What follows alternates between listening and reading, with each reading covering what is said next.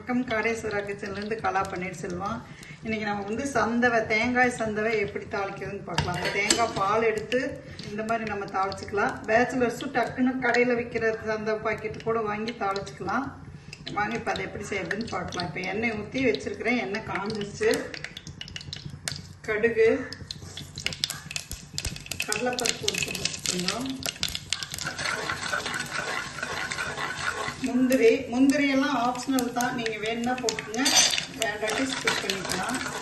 வெங்காயம், வரமிளகாயம், கருவேப்பிலை, கொஞ்சமாக உப்பு, தேங்காய் கொஞ்சம் போட்டிருக்கேன். ஒரு மூடி தேங்காய். வீட்லேயே ஆட்டுற மாவுனால நாம் வந்து உப்பு போட்டு ஆட்டிடுவோம். நீங்கள் கடையில் வாங்குகிற பாக்கெட்டாக இருந்ததுன்னா உப்பு போட்டுக்குங்க.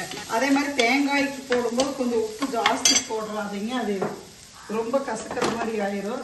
சந்தவை பாருங்க, கடையில் வாங்குற சந்தவை பாக்கெட்டாக இருந்தால் நீங்கள் ஒரு 2 நிமிஷம் இட்லி பாத்திரத்தில் வச்சு நல்லா தண்ணி கொதிச்சதுக்கப்புறம் 2 நிமிஷம் விட்டிங்கன்னா போதும். மத்தியானம் லஞ்ச் பாக்ஸுக்கு சூப்பராக இருக்கும். 10 நிமிஷத்தில் ரெடி ஆயிரும். நீங்களும் இதே மாதிரி செஞ்சு பார்த்துட்டு எப்படி இருந்ததுன்னு கமெண்ட் பண்ணுங்கள். நன்றி.